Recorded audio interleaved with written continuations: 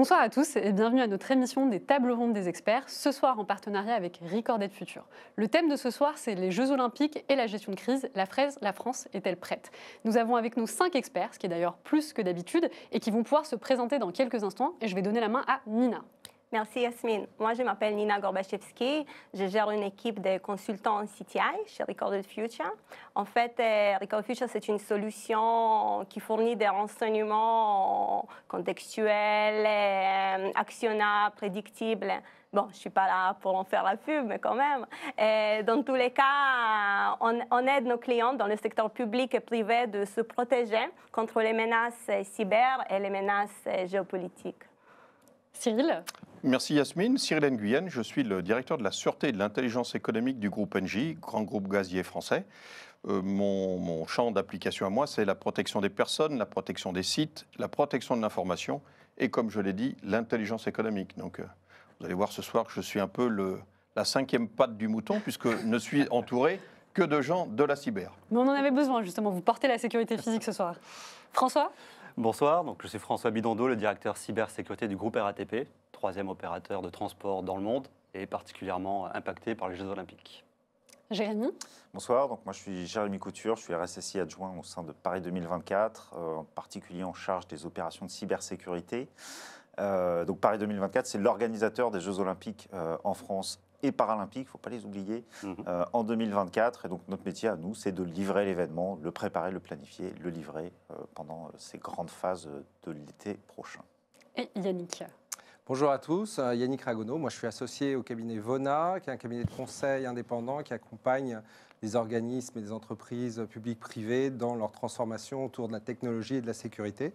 Et je me suis occupé également des opérations du programme autour de la sécurité des grands événements et des JO qui a été organisé par le comité stratégique français des industries de sécurité.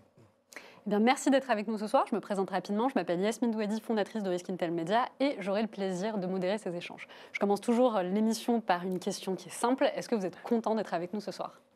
Oui. Ravi. Ouais. C'est un beau sujet. Hein. C'est un sujet qui questionne. C'est un sujet qui questionne et on s'en est rendu compte. Et avant, comme ce qu'on fait pour la plupart de nos émissions, on aime bien demander l'avis du public. Et donc, on a posé une question. Les JO 2024, la France est-elle prête en termes de cybersécurité? C'est l'image que vous voyez sur les écrans. Et on a eu des réponses quand même assez... Alors, je ne sais pas si c'est surprenant, vous me le direz. On a 11% oui, 70% non quand même, et 20% ça dépend. Et donc, j'aurais bien voulu avoir votre avis sur la question. Est-ce que ce sont des chiffres qui vous étonnent, Nina?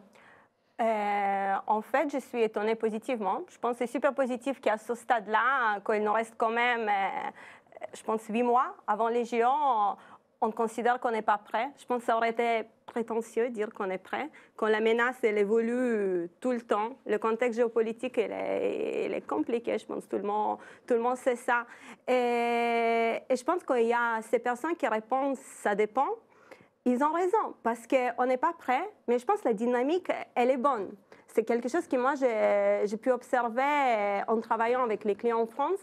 En fait, on a déjà des clients qui sont venus nous voir, je pense, il y a 1 an. Ils nous ont posé des questions sur les JO. Ils étaient un peu gênés parce que, bon, c'était un peu trop tôt et tout, mais non, en fait. On a mis déjà une surveillance en place il y a 1 an.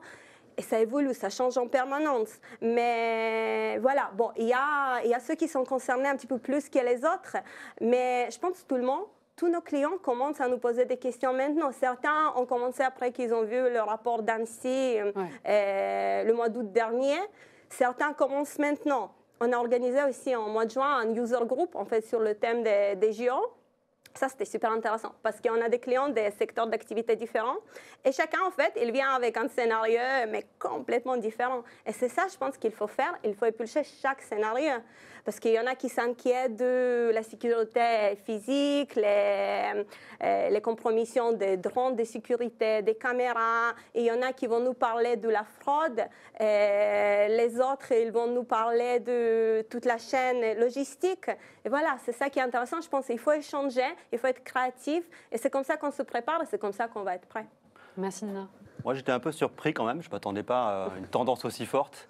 Alors je sais qu'on aime bien l'autocritique et qu'on est un peu pessimiste en France. Ah, les Français sont pessimistes. On est un peu pessimiste, voilà, c'est peut-être pas sur d'autres sujets, peut-être pas sur celui-là, mais J'ai été un peu surpris par la réponse. Après, la question, c'est est-ce qu'on est prêt aujourd'hui? Dans ce cas-là, la réponse, effectivement, c'est non.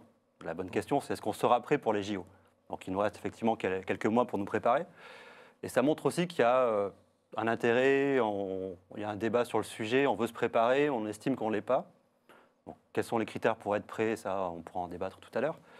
Et ça pose aussi la question de la communication sur le sujet. Donc, on commence maintenant à communiquer sur les Jeux Olympiques, après la Coupe du Monde de rugby. Donc, la préfecture de police, l'ANSSI commence à communiquer. Donc, ça nous interroge aussi, ça nous interpelle sur quels éléments, quelle transparence on peut donner pour rassurer les Français, rassurer les gens, rassurer les professionnels sur notre niveau de préparation. Donc, est-ce qu'on est prêt aujourd'hui? Je pense que la vraie réponse est non. Mais j'ai une grande confiance sur le fait qu'on sera prêt pour les Jeux Olympiques et Paralympiques. Alors, de mon côté, je suis là pour faire changer d'avis forcément un peu, expliquer les méthodes et tout ce qui est mis en place, en tout cas pour justement préparer tout le monde à cette grande échéance-là. Après, moi, j'ai juste été surpris des chiffres parce qu'on arrive à 101%. Mais C'est pas faux. ça, C'est vrai, je ne sais pas ce que LinkedIn a fait, mais vous avez raison. Et vous en pensez quoi, vous, Cyril? Parce que là, on parle de cybersécurité, mais il n'y a pas que la cybersécurité. Est-ce qu'on est prêt en termes de sécurité physique? Alors, merci Yasmine, merci de me donner la parole. D'ailleurs, j'en conclus peut-être hâtivement que si vous avez rajouté en termes de cybersécurité, c'est qu'en termes de sécurité ou de sûreté, puisqu'il y a toujours la confusion sur les termes, mais en tout cas, c'est qu'on estime qu'en tout cas, on est en bonne voie pour être prêt. Ce que je peux dire, c'est que jusqu'aux interventions qui ont été citées par François du préfet de police hier, jusqu'à un certain nombre d'interventions comme ça de la maire de Paris, du secrétaire général d'ailleurs d'Île-de-France qui est intervenu hier ou avant-hier, pardon, dans le cadre du Haut Comité français à la résilience nationale, il y avait ce déficit de communication qui faisait que quand on ne communique pas, on s'imagine que les choses vont mal. Ça aussi, je pense que c'est typiquement culturel. Je crois que le préfet Laurent Nunez hier a été très rassurant. Et par ailleurs, moi qui ai eu la chance d'aller visiter un certain nombre d'infrastructures qui vont gérer tout ce qui est sécurité de l'événement, je crois que l'État a déployé des moyens tout à fait inédits dans leur intensité, dans le fait que c'est très axé sur le travail ensemble, qui n'est pas forcément d'ailleurs toujours un point fort en France, et surtout en associant le privé et le public, mais je crois que ça fait partie des questions qui vont être abordées après. Tout à fait. Alors avant de passer à la deuxième question, je voulais quand même vous dire, on a un public, alors le terme qu'on me donne, c'est qu'ils sont on fire, mais surtout, on me dit qu'ils sont ravis de vous avoir. Vous avez plein de fans à distance. Hein. Alors on va passer à la seconde question. Pour préparer cette table ronde, j'ai regardé un petit peu ce qui se passait dans les différents grands événements, et notamment, je regardais la Coupe du Monde 2022 de FIFA. Donc, les chercheurs en cybersécurité de la société Groupe IB affirment avoir détecté plus de 16 000 sites de domaines frauduleux, des dizaines de fausses publicités sur les médias sociaux et plus de 90 comptes potentiellement compromis sur les portails officiels. Et donc, ça m'a amené à la prochaine question, qui est de savoir quels sont les types de menaces auxquelles on peut faire face au JO. Est-ce qu'il y a des secteurs plus compliqués, peut-être plus susceptibles d'être touchés que d'autres, Nina?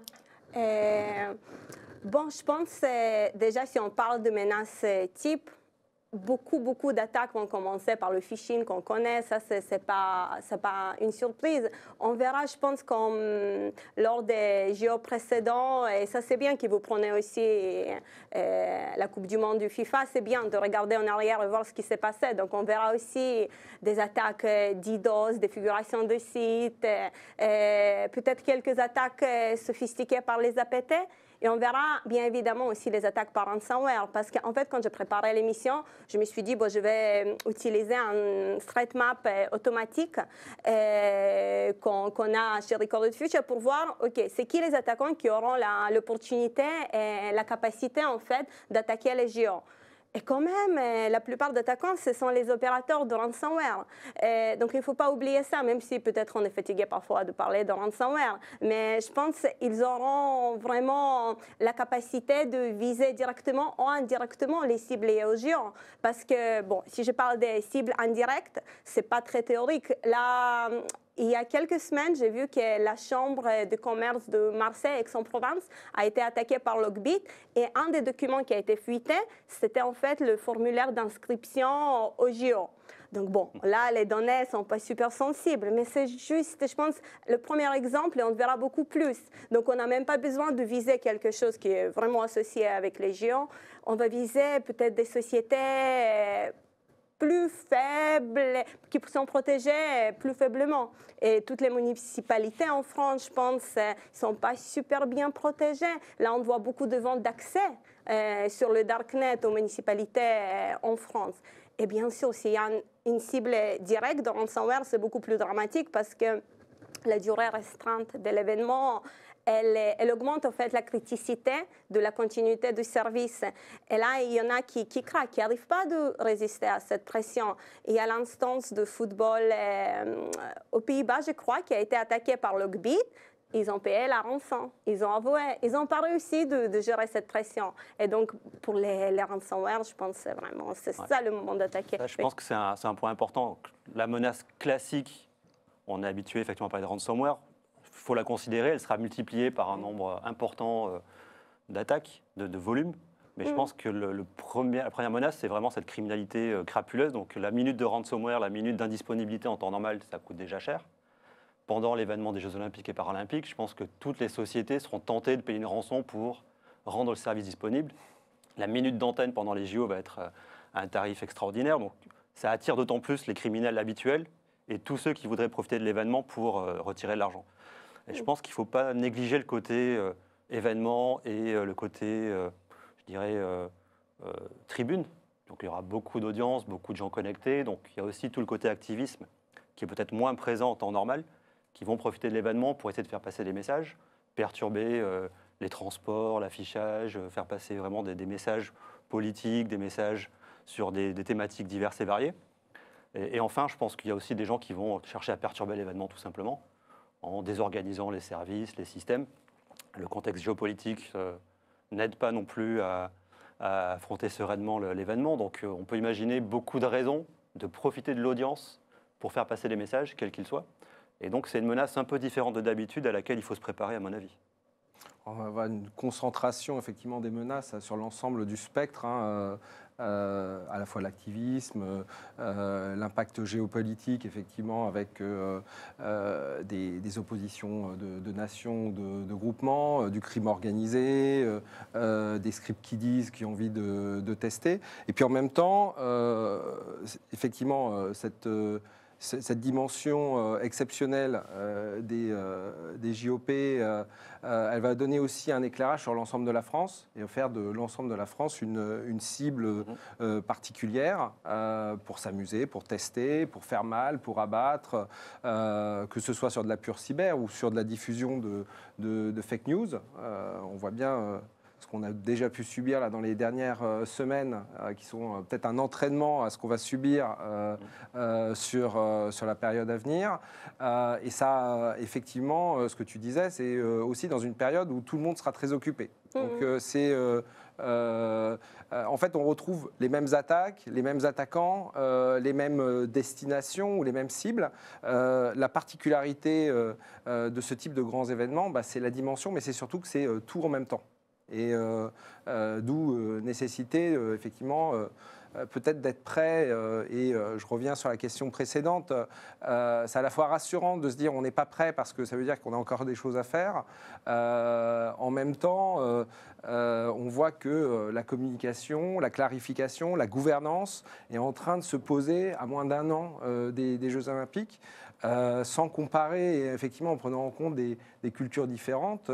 Si on regarde ce qui s'est passé sur Tokyo, la gouvernance, la clarification, la communication, la responsabilisation des acteurs, c'est 7 ans avant les Jeux. Et puis ils ont décalé d'un an, donc vous avez un peu plus de temps.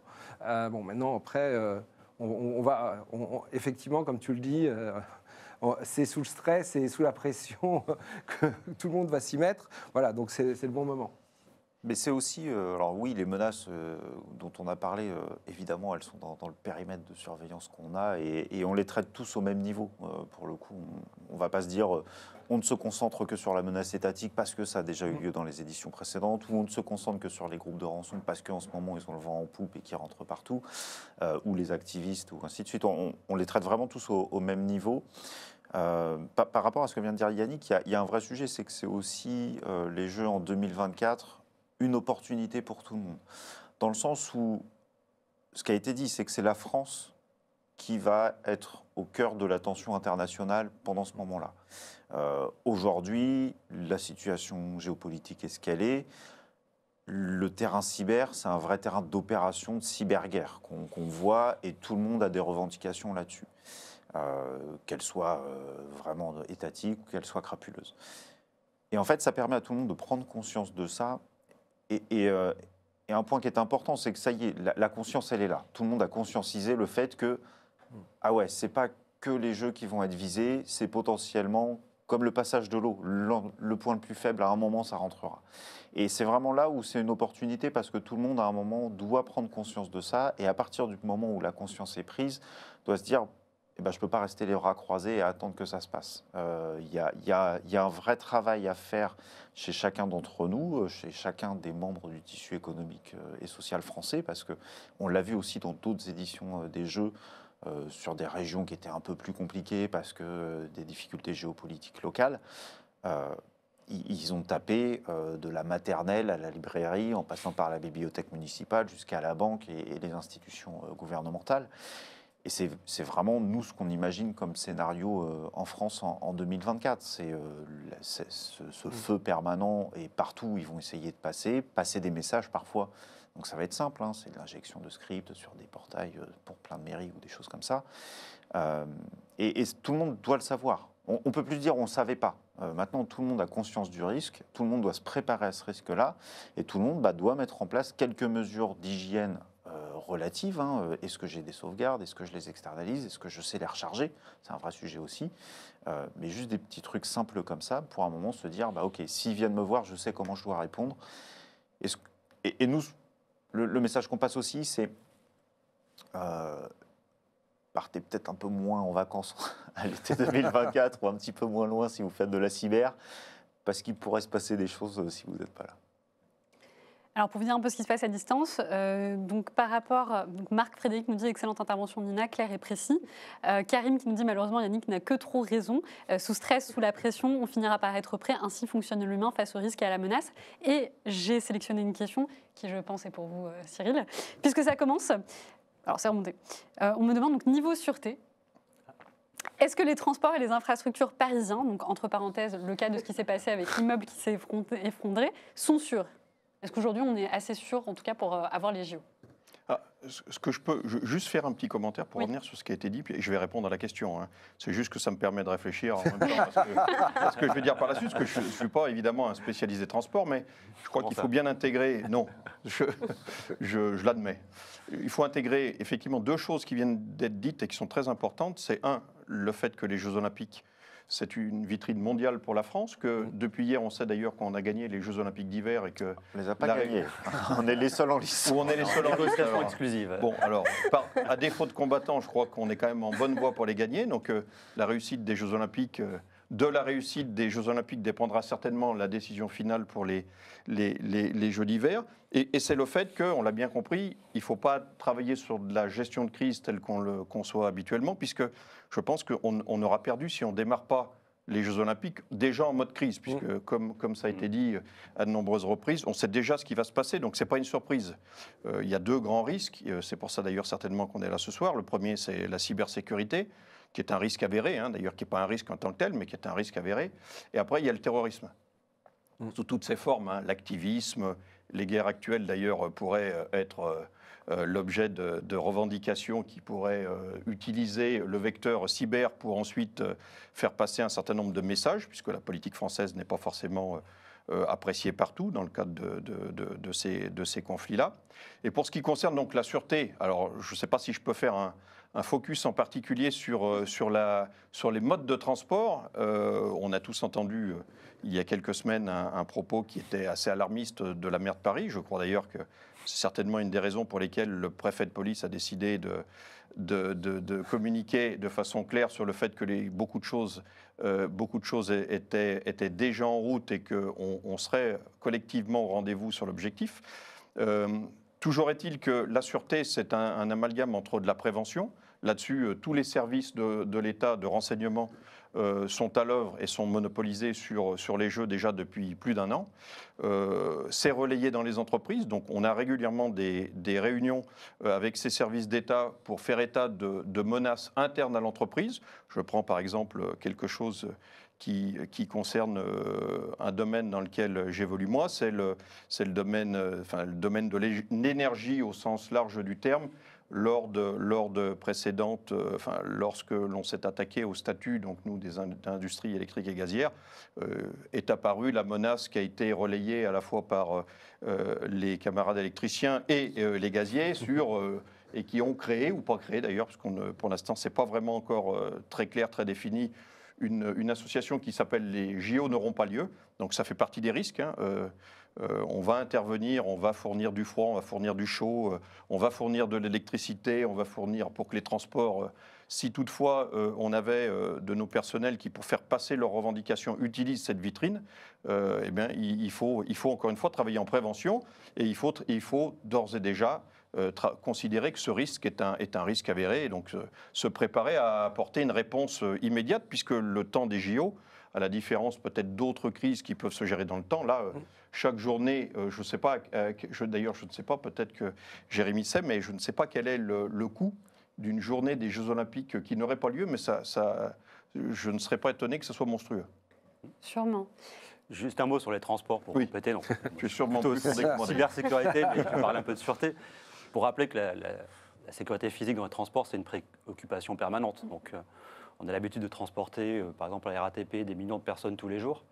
Donc, la sécurité physique, c'est notre quotidien. On est habitué à gérer les menaces. Donc, pour les Jeux Olympiques et Paralympiques, effectivement, on se prépare à une affluence complémentaire et à du service étendu. Néanmoins, c'est encore une fois une préoccupation permanente. On est en urgence attentat au niveau du plan Vigipirate. Donc, la France est habituée à sécuriser aussi ses transports, ses bâtiments depuis un certain temps. On vient de réaliser la Coupe du Monde de rugby avec succès, d'accueillir beaucoup de gens, beaucoup de délégations du monde entier, à Paris et dans toute la France. Donc ça a aussi démontré que notre capacité à sécuriser physiquement ces lieux, ces transports, était au niveau. Donc on va encore progresser d'ici les Jeux Olympiques et Paralympiques. Mais je pense qu'on peut aussi se reposer sur des acquis et toujours s'améliorer. Vous avez très bien fait d'y répondre, puisqu'on avait justement une inquiétude d'un internaute qui disait, niveau RATP, il y aura des risques liés au pickpocket avec l'affluence de personnes et de sécurité physique en cas d'évacuation sur les portiques récents. Vous avez bien fait d'y répondre. Alors, pour passer à la question suivante, aujourd'hui, quels sont les acteurs qui sont liés, quels sont les acteurs qui sont impliqués dans la défense des installations liées au JO, Jérémy ? Alors, en termes de cyber, je vais rester sur mon périmètre, mais les acteurs, ce sont les grands acteurs. Donc, Paris 2024 a des partenaires. Alors, je suis désolé, je suis obligé de les citer, puisque maintenant, j'ai annoncé qu'on en avait. Donc, on travaille avec Atos, Atos et Viden, depuis la scission, qui est partenaire des Jeux depuis 1992, donc qui a une grosse expérience pour le coup sur ce qui s'est passé et mal passé aussi, puisqu'ils ont aussi cette expérience à nous apporter des éditions précédentes des Jeux. On a la chance de discuter avec des gens qui ont vécu les Jeux, notamment à Pyeongchang, où la cérémonie d'ouverture s'est pas super bien passée, même si au final l'impact mondial a été relativement faible. On a surtout fait beaucoup de choses autour du truc, alors que l'impact réel était relativement faible. Mais c'est important quand même, eux, qu'ils puissent nous transmettre ça. Donc on travaille avec ces services-là. On travaille aussi avec Cisco, qui est un des leaders mondiaux de produits de cybersécurité et qui est pleinement engagé, au même titre que les autres partenaires, dans la fourniture de services, de conseils aussi, parce que ils mettent leur image en jeu et c'est pas neutre, en fait. Quand on s'associe aux Jeux Olympiques, qui est le plus grand événement international au monde, et qu'on dit je mets mon logo à côté, voilà, on assume aussi les risques qui vont en face et donc ils mettent les moyens vraiment qui vont en face pour nous protéger et nous aider et c'est plutôt chouette. Et puis on travaille aussi en partenaire technologique avec Orange, qui a l'expérience. Enfin, tous les ans, ils organisent le Tour de France. La Coupe du Monde de rugby, c'était eux aussi. Tous les grands événements en France, tous les grands stades en France, c'est Orange qui est derrière. Donc, on bénéficie vraiment de tout ça. Et puis, évidemment, le Comité international olympique et puis le Comité international paralympique, dont c'est juste le métier d'organiser ces événements-là. Donc, ça, c'est les grands acteurs du secteur olympique avec lesquels on travaille. Et on a énormément de relations avec les services de l'État.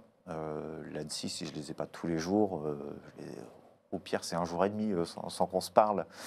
Et c'est une vraie relation de proximité. Et c'est une relation qui n'a pas commencé il y a un an, c'est une relation qui a débuté à partir de 2020 et vraiment la montée en puissance de la cybersécurité au sein de Paris 2024, puisque le RSSI de Paris 2024, il est arrivé en 2020, ce qui était un an avant les éditions précédentes des Jeux. Donc ça veut dire que le risque, on l'avait déjà bien conscientisé côté Paris 2024. Donc avec l'ANSSI, et puis après avec tous les services de l'État qui sont associés à ça. Donc beaucoup de ministères de l'Intérieur et ainsi de suite. Je n'ai pas le droit de citer tout le monde. Et il y a un point qui est non négligeable, c'est tous les partenaires privés autour des Jeux.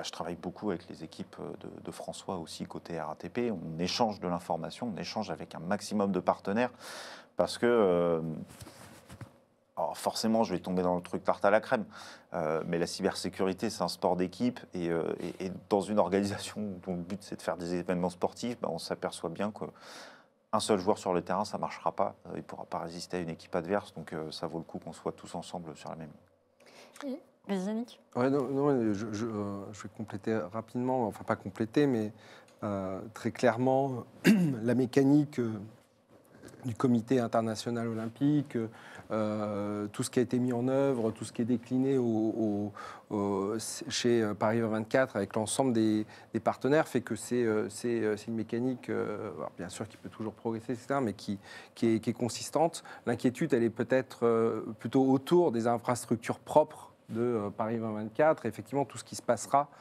sur le territoire à ce moment-là. C'est un peu là où effectivement ce que tu fais, Jérémy, et ce que font les équipes de Paris 2024, entre autres, mais avec un certain nombre d'autres de services, c'est important, qui est de donner cette information, cette compréhension des risques et d'aider d'autres organisations. Alors bien sûr, les grandes organisations de transport, d'énergie, etc. Mais globalement, on en parlait tout à l'heure, aussi toutes les collectivités et puis globalement toutes les entreprises qui sont sur le territoire français, puisqu'à un moment donné, ils seront impactés nécessairement par ces événements. Oui, parce que la notion de territoire, elle reste importante. Les Jeux de Paris 2024 ne se passent pas qu'à Paris. On a aussi des choses qui se passent à Marseille, avec la Marina, avec le stade Vélodrome. On est à Lyon, on est à Nantes, on est à Saint-Étienne. Enfin, on couvre vraiment le territoire national. On est même à Tahiti, sur la plus belle vague du monde. Alors, même s'il y a des sujets avec la tour, mais ça y est, c'est derrière nous. Mais donc voilà, et vraiment ce tissu global est adressé soit par nous en direct quand on a la capacité à le faire, soit par l'ANSSI qui a vraiment recensé tous les acteurs à côté de nous. Juste un mot pour abonder dans ton sens, sur le côté collectif de la préparation. Je pense que chaque entreprise, chaque collectivité individuellement est en train de se préparer à lancer éventuellement un programme de renforcement de la cybersécurité ou de la sûreté pour les Jeux olympiques et paralympiques. Pour moi, l'élément clé, c'est qu'on soit prêts ensemble et collectivement. C'est-à-dire que tout l'écosystème sache se coordonner. Parce que si l'un d'entre nous est victime d'une attaque, d'une fraude pendant les Jeux olympiques, c'est tout l'événement qui va être perturbé. Et donc, il est important de créer cette relation. Donc, on travaille effectivement ensemble. On essaie aussi de rencontrer nos homologues, des partenaires officiels ou qui vont être concernés par les Jeux olympiques pour se comparer, pour regarder notre programme de cybersécurité, si on a lancé les mêmes démarches, si on a oublié quelque chose. Et surtout préparer la relation opérationnelle pendant l'événement. Qui appeler s'il y a un événement à la RATP, qui on prévient, comment prévenir nos camarades, comment récupérer les informations de ce qui se passe ailleurs. Et je pense que le facteur de succès de notre préparation, c'est celui-là. C'est être tous ensemble au même niveau pour les JO. Alors, je vais vous donner un petit peu la température à distance. Donc, on a Stéphane Lemay qui dit 3 types d'attaques sont attendus au JO P4. 1, monétiser les attaques. 2, perturber l'organisation comme altérer des résultats ou couper l'alimentation électrique. Clin d'œil à NJ. C'est préparer de potentielles attaques physiques. Et on a Stéphane, donc un autre Stéphane, c'est pas le même, qui commente également, il a attendu une baisse des attaques nouvelles entre 1 et 3 mois avant les JO. Les attaquants vont retarder la mise en œuvre de ces nouveaux exploits pour maximiser leur visibilité. Leur effet, nous entrons ici dans le domaine de la threat intelligence. Alors, j'ai une question que j'aimerais vous poser de la part de Karim, donc, qui mentionne les caméras intelligentes pour les JO 2024. C'est une bonne nouvelle, mais ne va-t-on pas être tenté par la reconnaissance faciale, toujours interdite en France, mais utilisée en douce par la police nationale? Dixit la CNIL. Qu'est-ce que vous en pensez? Non, je crois on peut dire quand même que c'est quelque chose. Enfin, on a scruté avec intérêt ce qui s'est fait au Qatar, et un des facteurs de succès de cette formidable organisation du Qatar, c'est justement lié, entre autres, pour ce qui est de la sécurité ou de la sûreté, à ces fameuses caméras intelligentes. Donc, je crois qu'il n'était pas inutile, au-delà de la nécessité de garantir après coup la liberté individuelle et de ne pas en rajouter dans une société qui est la société française où les gens s'estiment déjà, à tort ou à raison, je ne sais pas, suffisamment épiés. Mais je crois que c'est nécessaire et que ça a été une bonne décision que d'autoriser, en tout cas pour les Jeux Olympiques et Paralympiques, les caméras intelligentes. En sachant que ce qui est autorisé, c'est des expérimentations. Donc on verra pas, on ne sera pas au Qatar avec, pour bien connaître les systèmes du Qatar, avec des systèmes de vidéo intelligents disponibles partout. Là, ce qui est fait avec la loi olympique, c'est uniquement dans le cadre d'expérimentations autour effectivement des grands événements, avec des cas d'usage très très restreints, qui excluent d'ailleurs complètement la reconnaissance ou l'identification, encore plus l'identification de personnes. Ces cas d'usage de colis abandonnés, de personnes de combattants, de flux, et encore une fois dans un but d'expérimentation. Donc on n'est pas dans... Enfin, ce qui ressort des expérimentations menées et conduites par le ministère de l'Intérieur, c'est plutôt cette orientation et non pas un déploiement de systèmes de vidéo intelligents. Okay. Après, ça m'a fait penser en fait que les polémiques comme ça aussi c'est une des cibles en fait pour les géants. Parce que, quand, Yannick, tu as parlé de ces fake news, on a parlé du contexte géopolitique. Il y a la Russie, et ça peut-être c'est un quatrième type d'attaque, et la Russie qui mène ces campagnes de désinformation. Eux, ils surveillent toute polémique qu'on a en France, toute tension. Et en fait, ils sont capables d'amplifier ces messages, de fausser les messages, d'utiliser les réseaux sociaux. Donc, c'est quelque chose que, oui, on a vu, les services secrets français, ils ont découvert cette campagne d'Azerbaïdjan, où on voyait les émeutes à Paris, on croyait déjà c'est la guerre. En fait, à Paris, il y a toujours les messages, bon, les touristes annulent en masse leur venue à Paris, en fait, sur le télégramme russe. Et il n'y a que ça, quoi. Il y avait l'histoire des punaises de lit aussi. Ouais. Le télégramme russe, franchement, c'était leur jour de fête quand c'était annoncé. Il y avait plein de caricatures des punaises de lit avec le béret. En fait, juste les punaises du lit qui participent au JO parce qu'il n'y a personne qui vient à cause de ça. Et aussi, inventif, hein. Ah oui, mais non, mais et chaque fois, en fait, qu'ils voient qu'il y a quelque chose. Et là aussi, bon, le conflit Israël-Hamas. Donc, on a vu aussi ce qu'ont fait les étoiles de David là. Donc ça aussi, c'est des campagnes comme ça. Et ça, il ne faut pas attendre les JO, ça commence maintenant, c'est déjà en cours.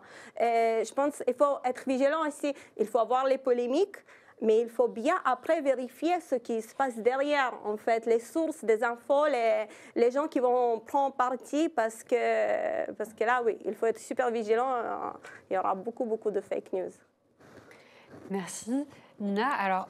J'aimerais parler avec vous, alors on en a fait un petit résumé sur les réseaux sociaux, donc le rapport de l'ANSSI qui est sorti en août 2023, donc sur les grands événements sportifs en France, et j'ai récupéré un petit bout que j'aimerais vous lire. Les grands événements sportifs sont susceptibles de faire l'objet d'attaques à des fins de déstabilisation, notamment du fait d'un contexte géopolitique dégradé.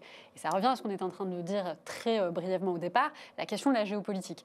Est-ce qu'aujourd'hui, on est dans des contextes quand même un peu tendus, il se passe des choses dans le monde, est-ce que ces contextes vont rajouter un risque supplémentaire sur les JO ? Oui, je peux juste continuer. Oui, j'étais en train de commencer à dire. Bon, il y a bien sûr le conflit, la guerre entre Russie et l'Ukraine. Donc, j'ai parlé un peu des campagnes de stabilisation russes, mais bon, les Ukrainiens, ils ne sont pas contents qu'apparemment, il y aura les athlètes russes et biélorusses qui vont participer avec des drapeaux neutres, mais ils vont participer. Et ça, j'ai vu qu'il y a en fait un site qui a été créé qui s'appelle bloodyolympics.com. On y voit un soldat russe avec une uniforme plein de sang. On voit les logos de Visa, Samsung et Coca-Cola, je crois. C'est écrit Stop au terrorisme dans le sport. Et en fait, ce nom, Bloody Olympics, il est repris après sur Twitter. On voit bien le hashtag avec encore une fois les caricatures comparant les JO en France et les JO dans l'Allemagne nazie, en disant on reste fidèle aux traditions, etc. Donc voilà, je ne dis pas que les Ukrainiens vont attaquer, mais il y a beaucoup de gens qui soutiennent, beaucoup d'activistes qui soutiennent l'Ukraine. Donc il pourrait attaquer. Aussi, si je mentionnais Israël-Hamas, on a vu l'attaque par les Iraniens contre les autorités des œufs en Pennsylvanie. Et c'est parce que les États-Unis soutiennent Israël. Donc, c'est quelque chose qu'on verra. Ça, c'est vraiment inévitable. Et on le voit déjà. Sandworm aussi, là, ils ont attaqué en Ukraine aussi. C'était publié qu'ils ont attaqué Danemark, les infrastructures critiques. Donc, il faut surveiller toutes ces attaques et étudier, et voir si on est protégé. Voilà. Parfait. Est-ce que vous avez peut-être d'autres éléments? Non, parce que, simplement, là encore, je crois que c'est plus un risque, puisque c'est une chose avérée. D'ailleurs, on l'a vu dans les compétitions sportives d'une bien moindre envergure que les Jeux Olympiques, hein, quand des sportifs refusent de se saluer au prétexte que l'un est d'une nationalité d'un pays et que du fait d'être de la nationalité d'un pays, on endosserait de fait la politique du pays. Donc tout ça, j'espère que ça restera dans le sens coubertien, prendra le dessus sur ces considérations-là. Ça ne va pas être évident puisque un certain nombre de chefs d'État, d'ailleurs, ont plusieurs fois, soit par leur présence, soit par leur absence, mis la politique dans le sport. J'espère encore une fois que les Jeux Olympiques ne seront pas le théâtre de ce type de prise de position qui, de mon point de vue, n'ont rien à faire dans le sport. Voilà, mais ça, c'est encore une fois une considération personnelle. On peut l'espérer, mais il ne faut pas l'ignorer. En tout cas, c'est déjà le cas aujourd'hui. Effectivement, c'est pas un risque, c'est le cas. Les sites web de la RATP sont régulièrement victimes de tentatives de délit de service revendiquées par des groupes affiliés à l'État russe, affiliés au Soudan, affiliés à tous les pays qui jugent que la politique française est adéquate ou non. Donc, dès qu'on veut attaquer la France ou manifester quelque chose contre la France, on s'en prend aux vitrines. Donc les Olympiques seront une vitrine de plus, mais c'est quelque chose qu'on a déjà intégré dans les analyses de risque, je pense, des grandes entreprises et des collectivités. On est soumis à ce risque géopolitique et le contexte ne fait malheureusement qu'amplifier cette tendance. Ouais, c'est ça. Et au-delà du discours forcément un peu anxiogène, encore une fois, je vais reprendre ce que j'ai dit tout à l'heure, mais c'est une vraie opportunité aussi, et parce que la prise de conscience, elle est là et elle doit apporter ce côté catalyseur par rapport aux moyens de défense. Et mettre la cyber au bon niveau dans les entreprises. Enfin, s'il y a un moment à le faire, c'est maintenant. C'est vraiment ce qu'on peut dire, avec toutes les actions qu'on peut faire. Après, oui, les Jeux Olympiques, malheureusement, sont un événement politique, quoi qu'il en soit. Et ça, on a les conséquences qui vont avec, malheureusement. Et ça sera certainement des éléments de l'héritage, en fait, hein, cette capacité de prise de maturité, de compréhension de l'événement. Et pour rebondir, Yasmine, puisque tu cites le document de l'ANSSI, mais pour compléter, aujourd'hui, l'ANSSI a publié des kits d'exercice de crise, puisqu'on sait qu'on sera en crise. Donc, un peu dans la continuité de cette analyse de risque, quels sont les scénarios de crise à faire face, et tout un kit qui permet effectivement de travailler au sein d'une équipe, d'un COMEX, etc., sur ce niveau de préparation, puisque la préparation, ça sera effectivement comme l'événement sportif, il va falloir s'entraîner à gérer une crise au quotidien et qui va être dans une amplitude importante pendant quelques semaines. Ouais, et ce qui est important, hein, juste pour rebondir sur ce point, sur les exercices de crise, c'est que l'ANSSI l'a diffusé à l'ensemble des grands acteurs qu'on a identifiés, nous, côté Paris 2024 avec l'ANSSI. Et du coup, il est demandé aussi un résultat des observations de ces cellules de crise-là pour vérifier aussi les niveaux de préparation et que chacun puisse s'ajuster. D'abord, c'était un questionnaire, et puis en fonction du questionnaire, on a fourni des scénarios. En fonction des réussites ou pas des scénarios, ça va donner des plans d'action. Encore une fois, comme l'a dit Yannick, c'est de l'entraînement, hein. C'est ça qui va être important pour être prêt le jour J. Sachant qu'il a été, je crois, ce fascicule a été fait sur la base d'un retour d'expérience déjà des très gros exercices de crise de très grande ampleur qui ont été faits dans Paris et en dehors de Paris, hein, et qui continuent d'être planifiés jusqu'à la date des Jeux Olympiques, hein. Donc voilà, ce qui évidemment est très important pour l'entreprise, et évidemment on se prépare aussi, et tous nos exercices de crise, nous en tout cas sur le groupe Engie, on va mener, et on a déjà commencé à mener maintenant toutes les filiales qui vont être concernées, les crises qui sont en lien avec les risques majeurs qui vont peser sur les Jeux Olympiques. Alors, pour passer à la prochaine question, je vous partage une citation donc, de Vincent Strubel, DG de l'ANSSI, qui a dit « On peut imaginer des attaques contre le chronométrage ou le système antidopage, voire le transport ou la billetterie, bref, tout ce qui permettrait de créer des perturbations visibles. » Et donc, je me suis posé la question, quelles sont aujourd'hui les cibles potentielles? Est-ce que c'est uniquement les acteurs qui sont impliqués dans l'organisation des JO, ou est-ce que tout le monde peut être touché? Nina? Tout le monde, vraiment. Je pense aussi, ouais, on est d'accord, hein. Bien sûr, il y a les cibles comme les stades, comme les sponsors, les organisateurs. Ça, c'est bien évident. Mais après, il suffit qu'on vise quelque chose comme, je sais pas, les numéros d'urgence. Parce qu'on a vu quand il y avait une panne en France, que ça crée des grands problèmes. Et j'ai pensé à ça parce que j'ai vu ça en Israël cette semaine aussi. Et là, tout le monde disait ce sont les Iraniens. Bon, a priori, il s'agit d'un souci technique, mais ça crée vraiment un état de panique. Et on peut viser quelque chose qui est, je sais pas, juste les camions qui transportent les petites bouteilles aux sportifs. Et là, on connaît bien, bon, j'exagère peut-être, mais on connaît bien les épisodes caniculaires en France. Et les JO, c'est pendant l'été. Les bouteilles n'arrivent pas aux athlètes. Voilà, ça perturbe. Et aussi, OK, bon, là, je suis sérieuse. Là, je veux parler du terrorisme. Là, c'est sérieux. Et là, tu as mentionné le terrorisme. Et ça aussi, je pense malheureusement, les actes terroristes ne font jamais la distinction. Il n'y aura pas la distinction, ça c'est un organisateur des JO et ça c'est une personne qui n'a jamais fait du sport. Ça va vraiment toucher tout le monde et c'est peut-être pas les lieux les plus protégés qui peuvent être visés. Donc oui, moi je dirais vraiment il faut être très très très créatif et penser à tout. Jérémy? C'est exactement ce que dit Nina. Enfin, nous, on se concentre évidemment sur notre périmètre. On concentre aussi nos cercles concentriques, hein, de partenaires clés étendus et ainsi de suite, en sensibilisation pour les informer. Après, dans ce qu'on voit là, il y a plein d'acteurs différents qui travaillent sur l'antidopage. C'est l'Agence mondiale antidopage. Sur la partie chronométrage, c'est un partenaire des Jeux, c'est Omega, mais qui travaille aussi pour Paris 2024. Le transport, c'est évidemment nos collègues de la RATP, de la SNCF, d'Air France, d'Aéroports de Paris. Et la billetterie, donc c'est nous qui l'apportons. Mais tout ça, déjà, c'est exactement ce que disait François, c'est un collectif. Et ce qu'on apprend à faire tous ensemble, c'est à travailler ensemble. Et c'est vraiment ça qu'il faut bien avoir en tête. Notre job à nous, c'est pas de construire un truc qui va durer 15 ans.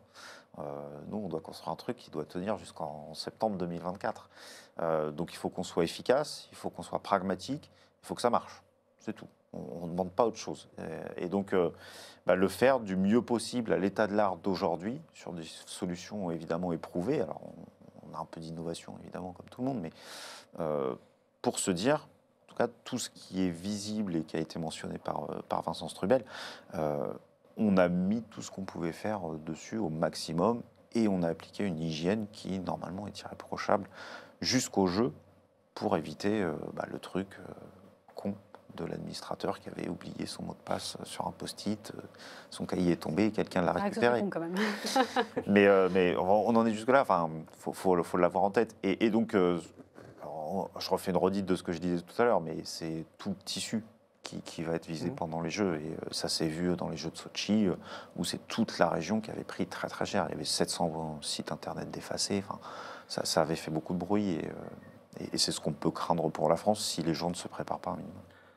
Je pense qu'il ne faut pas oublier les acteurs qui ne participent pas directement aux Jeux Olympiques et Paralympiques. Donc effectivement, on se concentre sur ces acteurs que tu évoquais. Mais vu d'un groupe de cyberattaquants étrangers, s'ils veulent attaquer la France, ils ne vont pas forcément savoir que Engie fait l'énergie, la RATP fait les transports. Ils vont cibler un site web en .fr, ils vont cibler une faille qu'ils vont trouver sans forcément savoir à chercher ce qu'il y a derrière. C'est ce qui s'est passé à Sochi, c'est exactement ça. C'est vraiment tout l'écosystème français qui va être sous tension pendant la période, parce que c'est la France qui est visée, potentiellement. Et donc tous ces acteurs qui ne sont pas dans le cœur de préparation des Jeux Olympiques et Paralympiques, il ne faut pas les oublier. Il faut que l'ANSSI, il faut que collectivement, on les aide aussi à monter en compétences, parce qu'il y aura des effets de bord, il y aura des victimes collatérales au fait que ça se passe en France pendant l'été, et donc toute vulnérabilité, toute faiblesse pourra être exploitée par ces attaquants. C'est ça. Alors, je vais reprendre une question du public de Karim, parce qu'en fait, c'est une question que j'allais poser. J'allais vous demander si tout le monde est concentré sur les JO, est-ce qu'on ne peut pas craindre tout simplement qu'on attaque autre chose? Parce que tout le monde est concentré sur les JO, donc c'est un peu la question de Karim. Une attaque sur la gestion des transports est à prévoir, pas les JO en eux-mêmes, qu'il n'y ait personne dans les stades faute de pouvoir se déplacer serait l'ultime catastrophe. De plus, il est plus facile d'étudier des infrastructures déjà en place que celles que nous sommes en train de déployer. On le sait que trop bien, on étudie la cible calmement, puis on l'attaque, et je pense qu'ils étudient depuis bien longtemps. Qu'en pensez-vous? Par François. Non, effectivement, l'infrastructure de transport a été citée à plusieurs reprises comme une cible évidente de perturbation. C'était le cas pour les Jeux Olympiques à Tokyo aussi, hein, où la billetterie des transports avait été ciblée. Donc on est vigilant, déjà en temps normal, on sera d'autant plus vigilant pendant la période. Encore une fois, tout ce qui peut perturber l'événement va être ciblé. C'est plus un risque, on en a vraiment conscience et ça sera effectif. Donc, de toute façon, il faut qu'on sécurise l'ensemble de l'écosystème. J'insiste vraiment là-dessus parce que, effectivement, des petits malins pourraient profiter de la tension sur l'événement en soi pour aller faire des cyberattaques par ailleurs. Et on en revient à la menace qu'on évoquait au début. En fonction de ce qu'on cherche à faire, si c'est de la criminalité pour récupérer de l'argent et des rançons, peut-être qu'à ce moment-là, on va attaquer, profiter du fait que tous les regards sont tournés vers les JO, les dispositifs de réponse, les autorités s'occupent des JO pour aller attaquer une PME, un ETI, une mairie, un hôpital, qui vont être moins soutenus par l'ANSSI. Donc il ne faut pas négliger cette partie-là. Et c'est important de rappeler que les JO ne sont pas une fin en soi, qu'il y a une vie à côté, qu'il y a un tissu économique qui continue. Et donc, encore une fois, cet écosystème doit être maintenu. Donc oui, il y aura des tentations pour aller profiter de cette criminalité ailleurs que sur l'événement en soi. Après, ceux qui cherchent à faire de la publicité, à déstabiliser la France, à profiter de l'audience, eux, ils vont vraiment cibler les stades, les transports qui délivrent les spectateurs et les athlètes, les chaînes de télévision, enfin, tout ce qui participe à l'écosystème même des Jeux Olympiques et Paralympiques. Merci. Un peu comme on le disait en début d'échange, en fait, effectivement, il y a des systèmes qui sont très visibles, des attaques qui sont très prévisibles, etc. Mais les JO, c'est aussi, en tant qu'image de la France, c'est des personnes qui vont arriver sur le territoire, qui vont bien sûr aller aux événements sportifs, mais qui vont faire autre chose. Ils vont aller dans des musées, dans des restaurants, dans des hôtels, voir une ou deux villes potentiellement. Enfin, c'est l'ensemble de ce voyage, l'ensemble de cette expérience qui va être importante. Et donc, comme tu le dis, c'est essentiel de protéger les éléments critiques, de protéger les chaînes de distribution qui permettent de gérer ces éléments critiques et qui participent directement au cœur du jeu. Mais globalement, il faut protéger l'ensemble. Si l'expérience d'aller effectivement voir l'événement sportif est bonne, mais si on n'est pas capable d'aller voir, de rentrer au Louvre parce que le système ne fonctionne pas ou parce que les systèmes de préservation ne fonctionnent pas, l'expérience globale va être quand même très réduite. Et puis finalement, l'impact France sur l'exploitation de cet événement sera quand même plutôt faible par rapport aux attentes. Merci. Alors j'aimerais vous partager une frise qui a été récupéré donc, du rapport de l'ANSSI sur les grands événements sportifs. Donc on y voit 3 Jeux olympiques avec des conséquences et des impacts différents. On a eu des conséquences physiques, sécurité physique, vol, notamment pendant les JO de Rio de Janeiro. On a également, pour les JO d'été de Tokyo, près de 450 millions de cyberattaques qui avaient été signalées. Si on regarde les JO d'hiver de Pyeongchang, on a également carrément l'Internet, le site Internet qui est tombé, le site officiel des JO. Et donc aujourd'hui, est-ce que l'expérience de ce qui a pu se passer dans les grands événements comme ceux-ci viennent influencer, et comment d'ailleurs elles influencent la stratégie cybersécurité pour les JO 2024 ? Alors en fait, cette frise-là, dès que je suis arrivé moi, au comité d'organisation, je l'ai construite aussi, donc je l'ai partagée à l'ANSSI et je suis ravi qu'ils l'aient mise dans leur rapport aussi. Je confirme. Mais donc on a vraiment voulu avoir cette information-là. Qu'est-ce qui s'est passé ? Sur quoi on est ? Parce que qui est-ce qui a déjà organisé les Jeux olympiques en France ? En fait, les gens, ils sont morts. Ils ne sont plus là. Malheureusement, ils sont tous morts. C'était il y a 100 ans. Il n'y a plus personne qui est là pour nous raconter comment ça se passe les Jeux. Et l'informatique, en 1924, ça n'existait pas. Et ça va être la première fois qu'on organise les Jeux paralympiques aussi. Donc, c'est quelque chose de vraiment nouveau pour nous sur tous les échelons. Donc, il était vraiment important pour nous de comprendre de quoi on parlait. C'est quoi les Jeux Olympiques ? C'est quoi les menaces auxquelles on a été confrontés ? Donc, il y a évidemment la frise des événements sur les Jeux Olympiques. On s'intéresse évidemment, nous aussi, à tout le secteur sportif, à l'événementiel sportif, aux grands événements. Donc, évidemment, le Tour de France, qu'est-ce qui se passe ? La Coupe du Monde de foot, et ainsi de suite. Juste pour savoir qu'est-ce qui intéresse un attaquant dans un événement comme ça. Donc on identifie tout ce qui a été mentionné par Nina tout à l'heure, les faux réseaux sociaux, les faux sites internet, les faux sites de billetterie. Donc là, il y a énormément de partenariats avec la cybergendarmerie aussi pour nous accompagner. Et on travaille là-dessus pour apprendre. Moi, j'ai eu la chance d'être en observation sur les Jeux du Commonwealth. Mon responsable était en observation à Tokyo. Mon collègue était en observation aux Jeux européens de Munich. On prend vraiment toute l'information qu'on peut capter et dont on hérite aussi des partenaires des Jeux. Encore une fois, je reviens sur eux, mais ils ont vécu tout ça aussi. Donc, ils savent ce qui peut se passer, comment ça a été traité et comment, en 2024, on va pouvoir répondre à ça. Donc, c'est vraiment quelque chose de clé pour nous de vraiment travailler autour de tout ce qui s'est passé pour se préparer à ça, mais pas exclusivement. Parce que malheureusement, il y a des choses qui seront nouvelles et ça va être le plus dur, en fait. C'est comprendre la nouveauté, mais on va réagir. Non, juste une petite réaction, parce que je nous écoute depuis tout à l'heure et je me dis qu'on est très focalisé, en fait, sur les effets.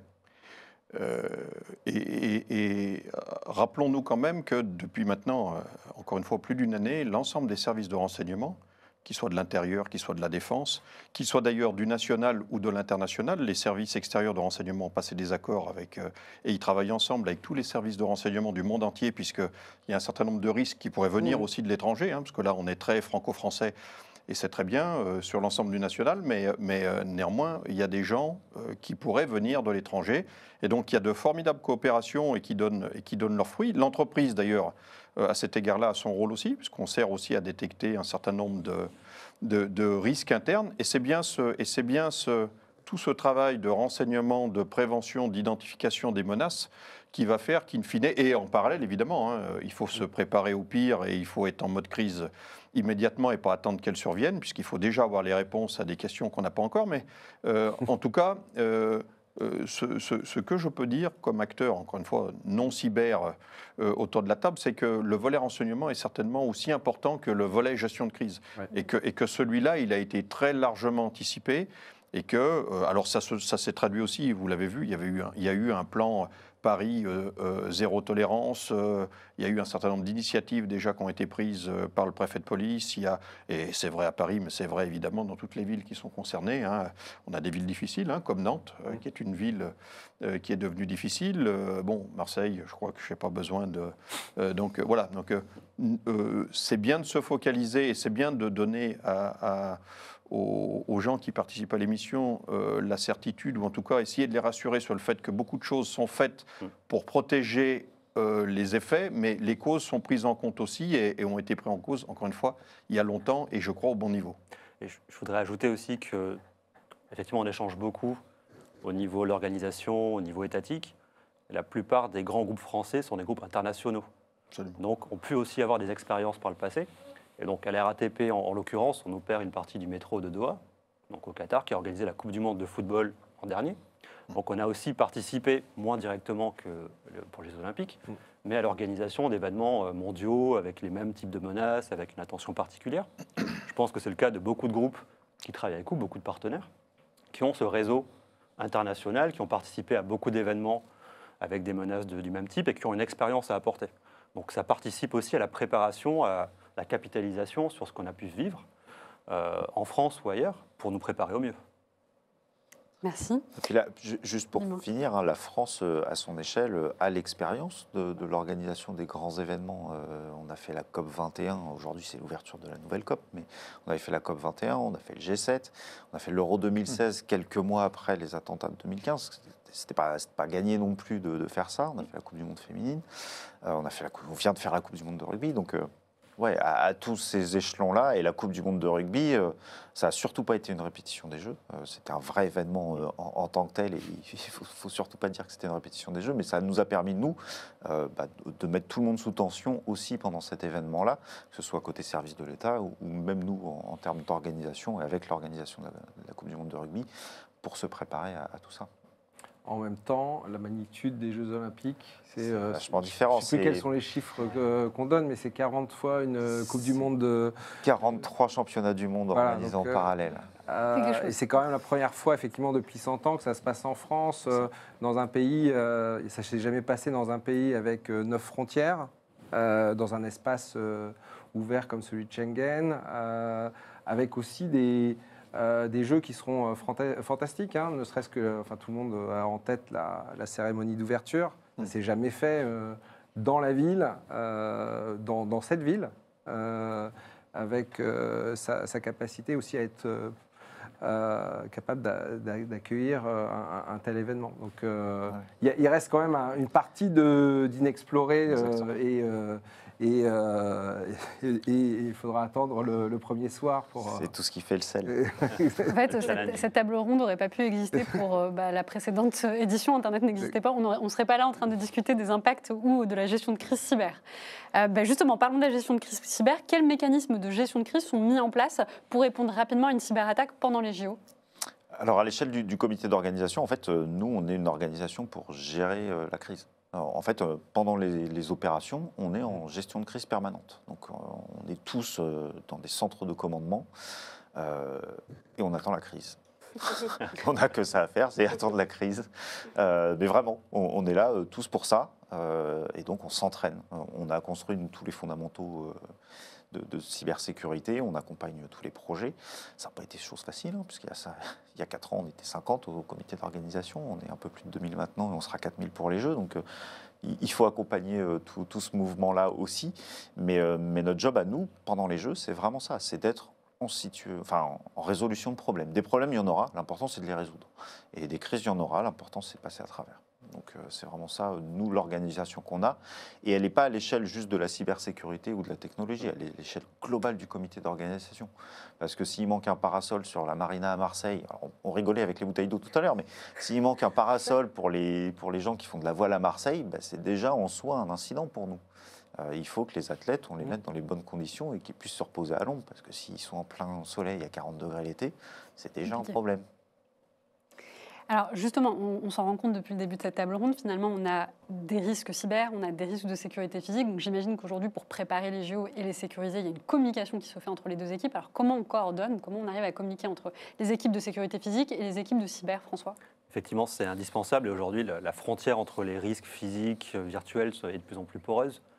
Et en prenant un exemple, à la RATP, on a mis en place des audits communs sur des sites, sur des systèmes de transport, où on se déplace avec des experts de sécurité physique, de sûreté, des experts cybersécurité, pour aller relever sur le terrain, finalement, des zones de vulnérabilité, des zones à améliorer conjointement, et croiser nos regards, nos expertises sur le sujet.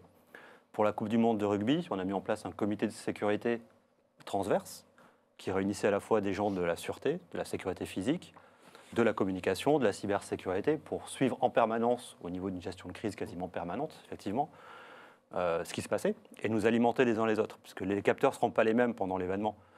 Ceux qui seront sur le site physique, dans la station de métro, au niveau du stade, verront des choses. Et ce sera intéressant qu'ils puissent alimenter le dispositif central, où la cybersécurité, elle, verra des choses plutôt dans le monde virtuel et pourra aussi prévenir les gens sur le terrain. Donc cette instance de pilotage doit être commune. En tout cas, c'est comme ça qu'on travaille aujourd'hui, c'est comme ça qu'on s'exerce, qu'on met en place des moyens de communication communs et qu'on apprend aux équipes à travailler ensemble. Donc, cette frontière, elle est vraiment importante, à mon sens, à combler pendant l'événement. Et pour la suite, c'est quelque chose sur lequel on pourra capitaliser pour la suite parce que cette frontière, encore une fois, elle a tendance à disparaître aujourd'hui. Oui, mais c'est quelque chose qui est super intéressant. En fait, moi, je vois cette tendance avec nos clients. Il y a 12 ans, quand on a parlé des risques physiques aux équipes CTI avec qui on a travaillé, c'est pas moi, c'est notre équipe, ça ne m'intéresse pas.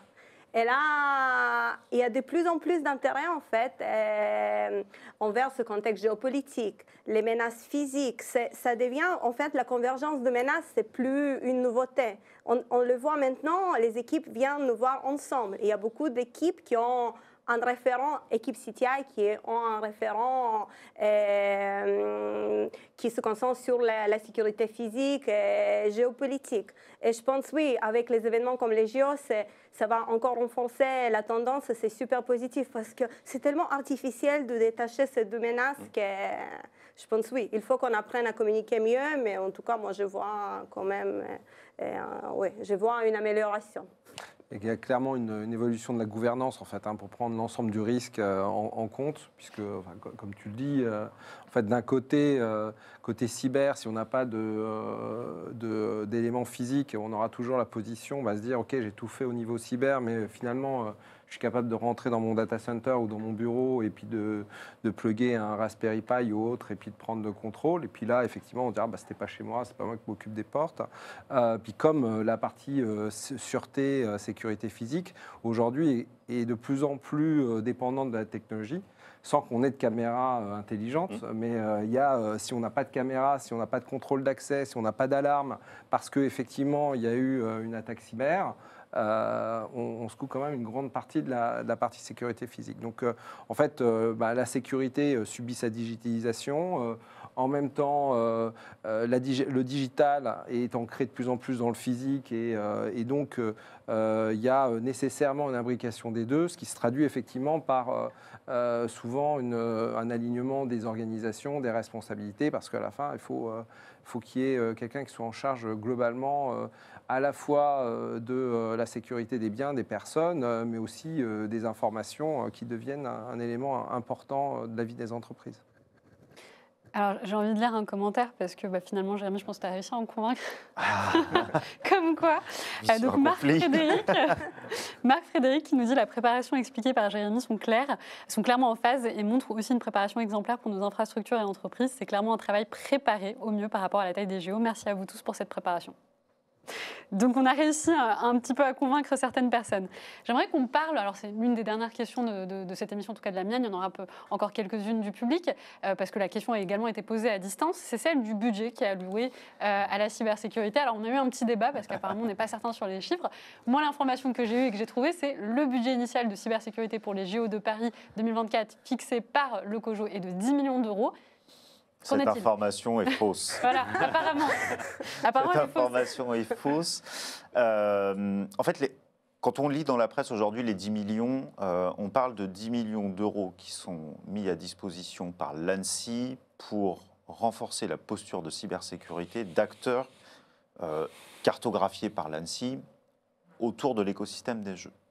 Le COJO, donc le comité d'organisation des Jeux Olympiques et Paralympiques, il ne faut pas oublier le P, a son propre budget. Pour ceux qui sont curieux, vous pourrez regarder les rapports de la Cour des comptes. Il y a eu une révision de la Cour des comptes qui a augmenté le budget de la cybersécurité l'an dernier. On est dans les grands standards du marché, on n'est pas à 10 millions d'euros. Parfait. Alors, je vais prendre une question de Mathias. Bonjour. Comment est-ce que la gestion des tiers prestataires, infogérants, hébergeurs de systèmes et applications clés pour les JOP, des opérateurs critiques des JOP, est-elle adressée dans une logique de traitement d'attaque par supply chain via des prestataires, des opérateurs connus du grand public ? Bon, je peux répondre hein, parce que c'est une question un peu pour moi quand même. Donc en fait, on a parlé beaucoup des effets très opérationnels, mais la cybersécurité apparaît 2024, elle ne se base pas que sur des opérations. On a quand même toute la phase avant du projet, avant de livrer les jeux. Dans le projet, on a plein de choses. On n'a pas réinventé l'eau chaude. Pour le coup, on a fait de l'intégration de la sécurité dans les projets. Donc il y a tout un pan de la cybersécurité de Paris 2024 qui est autour de ces axes de gouvernance, d'inscription de la cybersécurité dans les projets. Donc notre catalogue applicatif que je mentionnais tout à l'heure à plus de 200 applications, il est passé au crible de la cybersécurité. Donc on a vraiment passé tout ça. Après, ça veut dire que les projets qui sont délivrés le sont régulièrement par des partenaires ou des fournisseurs. Ces gens-là, en fait, on a mis en place tout un truc qui s'appelle le Third Party Risk Management, donc de l'assessment.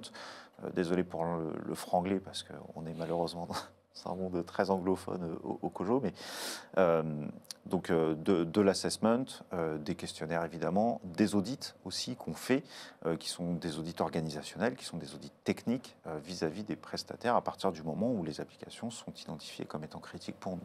Donc on a tout ce pan-là avec tout ce qui est gestion du risque, et j'en ai surtout pas parlé avant, mais le point le plus critique qu'on n'a pas mentionné, c'est l'analyse de risque du comité d'organisation et des jeux.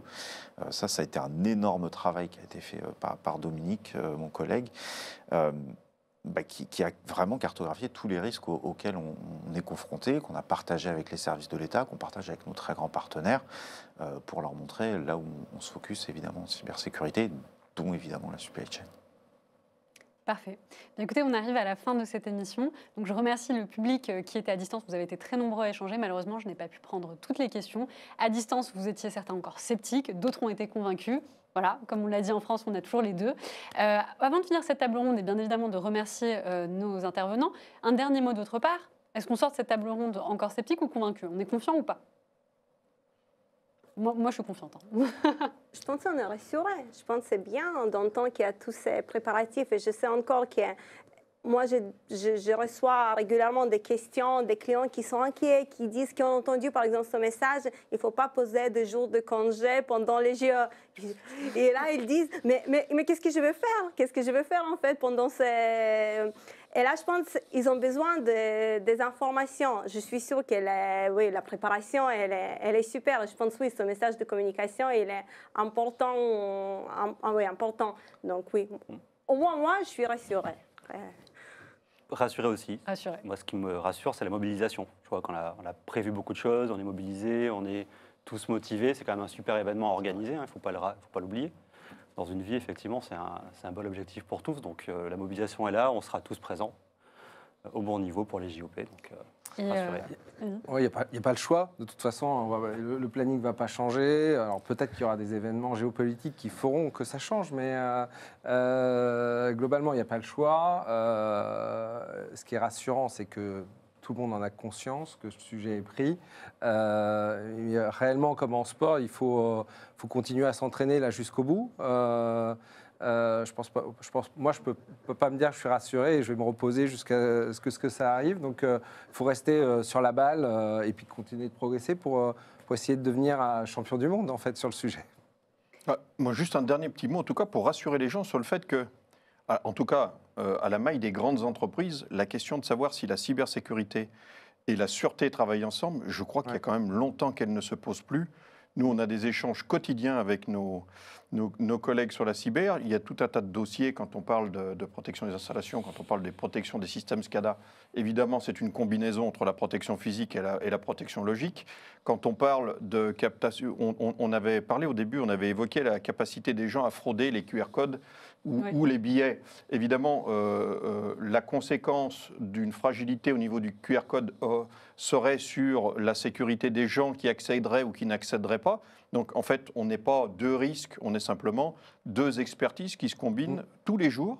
Et là-dessus, alors c'est peut-être moins vrai dans les entreprises qui n'ont pas la possibilité d'avoir ces deux grandes directions pour des raisons économiques, mais en tout cas sur les grands groupes, c'est une réalité quotidienne et qui est maintenant ancienne, à tel point d'ailleurs que dans pas mal de grandes entreprises, la sûreté et la cyber sont une même direction. Oui. Alors, je finirai sur le commentaire d'Ingrid, parce que j'aime bien. Je suis réaliste, comme un athlète, on ne connaît sa forme qu'après le top départ. Donc, je reprends l'idée de François. On refera une table ronde pour faire un retour d'expérience des JO 2024. D'ailleurs, ça a été demandé à distance, on nous a demandé la suite. Donc, je vous remercie encore d'être venus ce soir pour échanger avec nous. Je remercie le public. Vous avez été des centaines à échanger, parler et commenter à distance. Cette soirée était en partenariat avec Recorded Future. Nous vous avons mis à disposition un livre blanc. N'hésitez pas à nous envoyer un mail si vous souhaitez le recevoir pour ceux qui ne l'ont pas coché. Et je vous dis à notre prochaine émission qui aura lieu dans 2 semaines. Merci à tous et bonne soirée.